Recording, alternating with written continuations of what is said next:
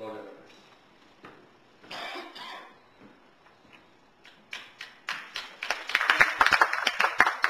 Thank you very much for that kind introduction.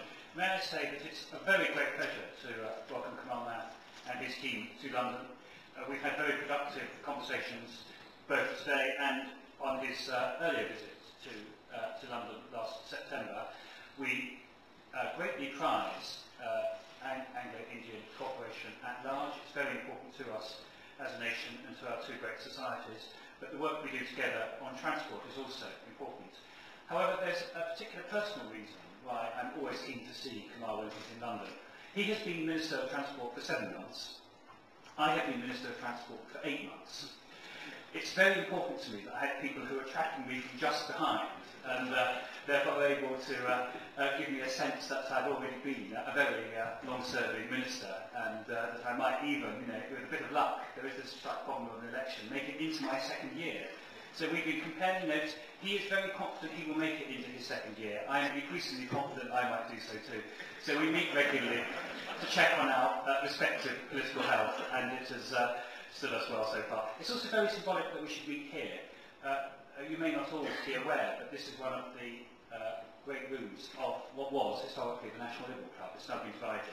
The club itself has contracted, as the Liberal Party of Britain has contracted in size too.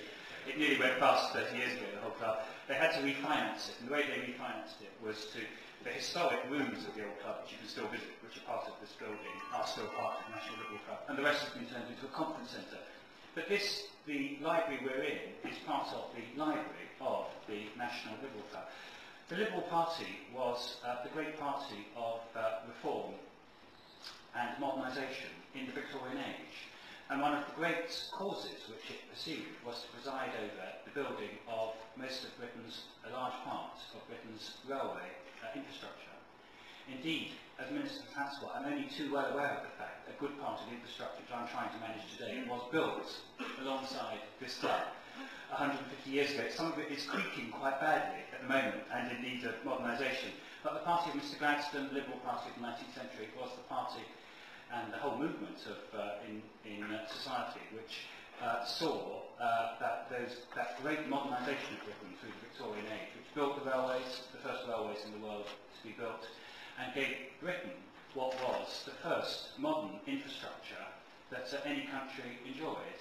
Now we are still having to progress from that. We then, of course, in the 20th century built a motorway network, but we were slower in building that, and we were behind most of Europe in doing so.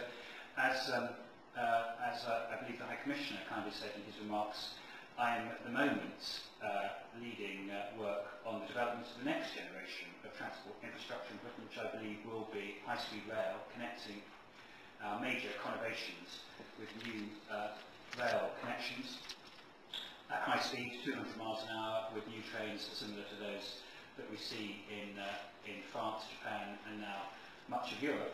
So there's a big further modernisation agenda that we're engaged in too. But all of that is important to us. But important to us too is how our great companies and industries can help and assist with the development of big transport infrastructure projects internationally. And the Minister, I know, has been very anxious indeed to see that British companies are aware of the huge opportunities which there are now as India seeks to further develop its own infrastructure over the coming years. The Minister was telling me before that this year it looks as if Indian growth is going to be about 9%. Well, we wouldn't mind a bit of that actually over here at the moment. We're just turning the tide from recession to growth again. The figures published last week show us at 0.1%, but those figures are subject to revision, so we're hoping that when they're revised, they continue to go up and don't go down. But we have been very badly hit by the recession. We have sought to maintain public spending, and infrastructure spending has been significant over the recent past, and it will continue to be so over the next year or two. But our great engineering, construction and consultancy companies, many of which are represented here today, are anxious to develop international opportunities. And both Kamal Nath and myself have been very anxious to get the message to them and to you today that the opportunities are there and that they are very exciting, and that the expertise and very strong track record which so many companies in the construction and the engineering businesses Britain have is available to help with these great projects in India.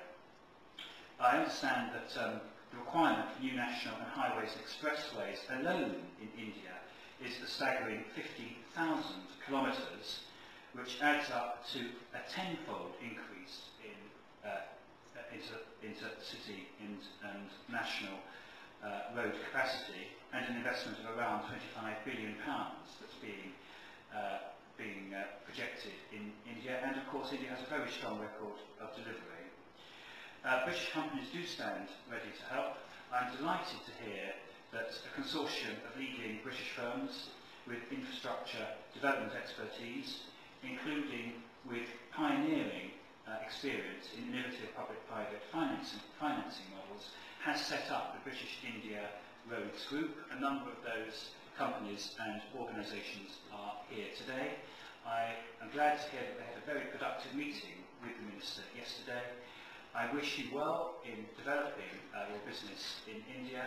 This is a very important market. It's also a very important set of relationships that we have built in this area.